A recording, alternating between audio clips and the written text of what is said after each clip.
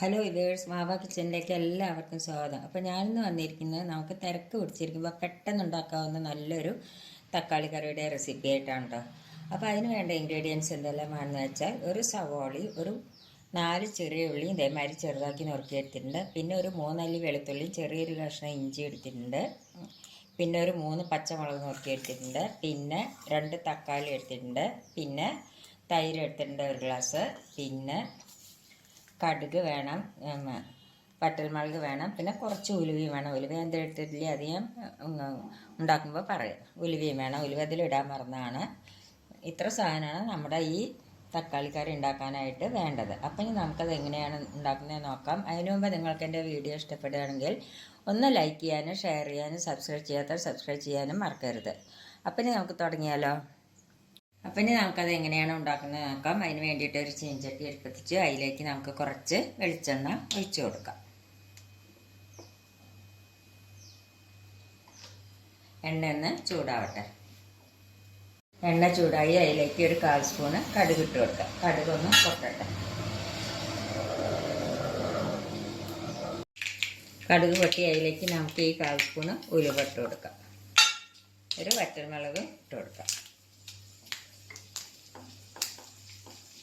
ഇനി അതിലേക്ക് നമുക്ക് ഈ വെളുത്തുള്ളി ഇഞ്ചിയും കൂടി ഉള്ളത് ഇട്ട് കൊടുക്കാം.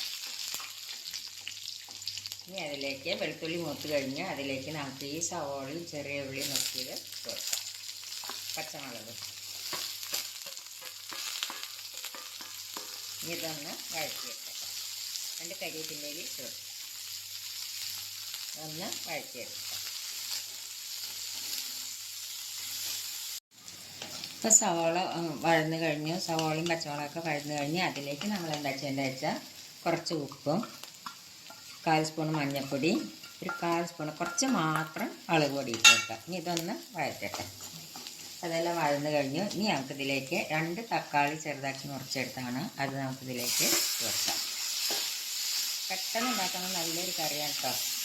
ബാച്ചിലേഴ്സിനൊക്കെ ഉണ്ടാക്കാൻ പറ്റിയ നല്ലൊരു കറിയാണ്. ഇതിലേക്ക് കുറച്ച് മാത്രം ഒന്ന് വെള്ളം ഒഴിച്ച് കൊടുക്കാം ഇത് വേവാനായിട്ട്. ഇനി ഇതൊന്ന് അടച്ച് വെച്ച് കൊടുക്കാം. തക്കാളി വേവാനായിട്ട് ഇതൊന്ന് അടച്ച് വെച്ച് കൊടുക്കാം. തീ സിമ്മിലാക്കി വയ്ക്കാം. നമുക്കൊന്ന് തുറന്ന് നോക്കാം. തക്കാളിയൊക്കെ നല്ലപോലെ വെന്ത് കഴിഞ്ഞു. ഇനി എന്താ നമ്മൾ ചെയ്യേണ്ടത് വെച്ചാൽ ഇതിലേക്ക് നമുക്ക് ഈ തൈര് ഒഴിച്ചു കൊടുക്കാം.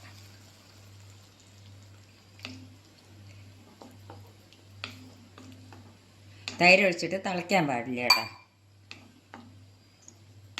നല്ലപോലെ ഇളക്കാം. ഇനി നമുക്കിതിലേക്ക് ഒരു കരിവേപ്പിൻ്റെ ഇലയും കൂടി ഇട്ട് കൊടുക്കാം. അപ്പം നമ്മുടെ തക്കാളി മോരുകറി റെഡിയായി. എല്ലാവരും ഇതൊന്ന് ട്രൈ ചെയ്ത് നോക്കുക. ഇഷ്ടപ്പെടുകയാണെങ്കിൽ ലൈക്ക് ചെയ്യുക, ഷെയർ ചെയ്യുക, സബ്സ്ക്രൈബ് ചെയ്യുക. ഇനി നമുക്ക് ഒരു മാങ്ങാ ചമ്മന്തി കൂടി ഉണ്ടാക്കി നോക്കാം.